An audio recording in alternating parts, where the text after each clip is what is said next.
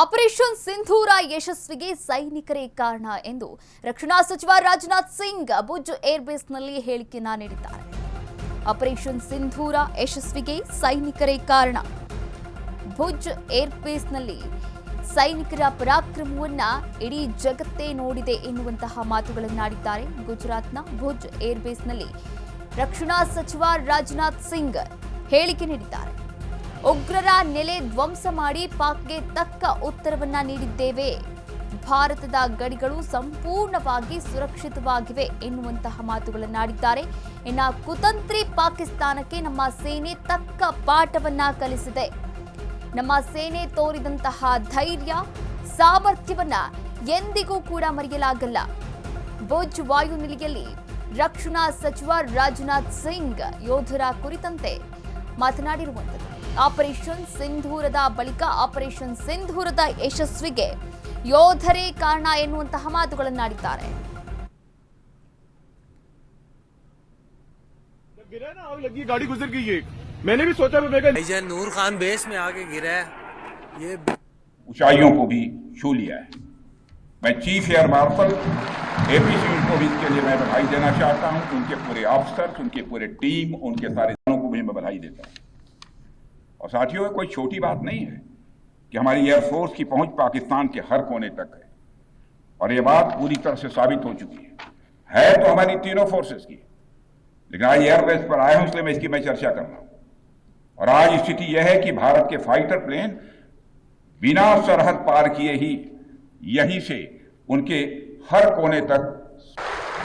Operation सिंदूर में भारतीय वायुसेना ने जो प्रभावी भूमिका निभाई है उसकी सराहना इस देश में ही नहीं बल्कि दुनिया के दूसरे देशों में भी हो रही है।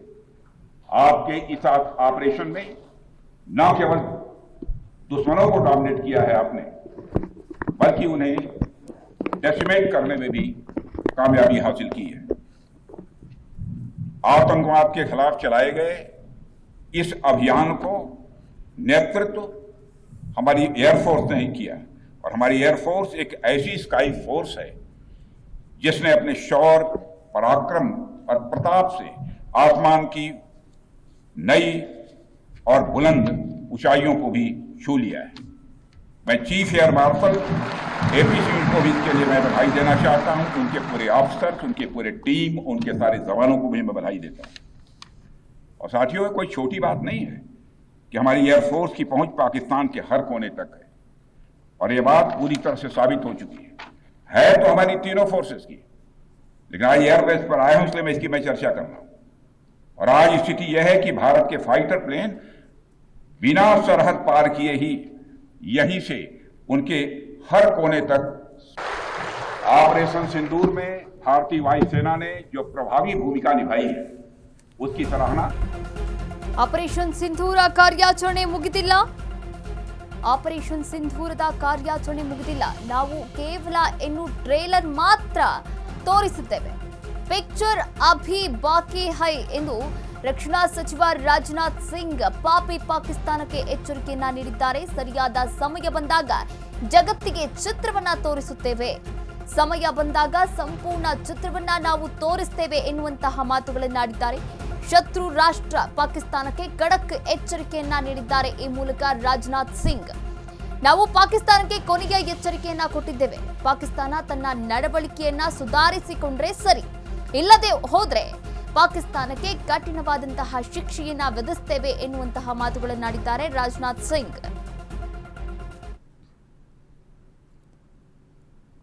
सिंदूर ने यह स्पष्ट संदेश दे दिया है कि हमने शांति के लिए जितना अपना दिल खोल कर रखा है, शांति को नष्ट करने वालों के विरुद्ध उतना ही अपना हाथ भी खोल कर रखा है।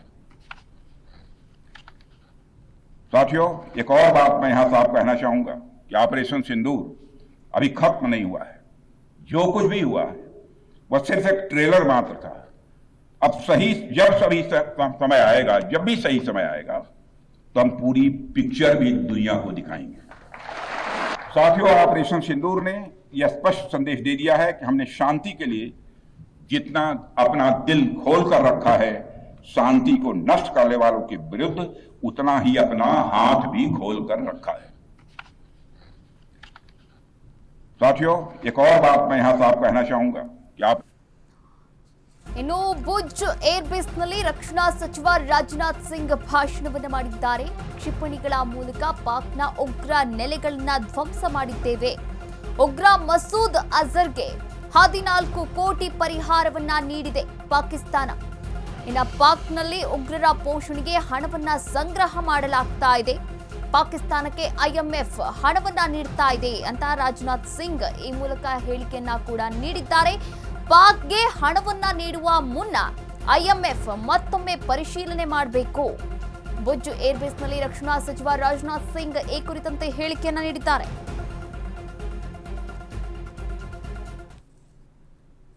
फंडिंग से कम नहीं है. भारत यही चाहेगा कि आईएमएफ पाकिस्तान को अपनी $1 बिलियन की असिस्टेंस पर वह पुनर्विचार करे और आगे भी किसी भी तरह की सहायता देने से आईएमएफ परहेज करे. भारत नहीं चाहता जो फंडिंग हम आईएमएफ को करते हैं वह डायरेक्ट या इनडायरेक्ट किसी भी तरीके से पाकिस्तान या किसी भी देश में टेरर इंफ्रास्ट्रक्चर को बनाने में वह इस्तेमाल की जाए. हम नहीं चाहते. साथियों, अब यह स्पष्ट हो गया है हमने आर्थिक सहायता देने की घोषणा की है, लेकिन निश्चित रूप से इंटरनेशनल मॉनेटरी फंड से आने वाले $1 बिलियन के बड़े हिस्से को टेरर इंफ्रास्ट्रक्चर को फंड करने में इस्तेमाल होगा, ऐसा मेरा मानना है. क्या यह नेशनल मॉनेटरी फंड आईएमएफ द्वारा, जो कि एक इंटरनेशनल ऑर्गेनाइजेशन है, उसके द्वारा इनडायरेक्ट फंडिंग इसे नहीं माना जाएगा? मैं दुनिया के लोगों के सामने यह सवाल रखना चाहता हूं. इसलिए मैं मानता हूं कि आज के समय में पाकिस्तान को किसी भी तरह की आर्थिक सहायता टेरर फंडिंग से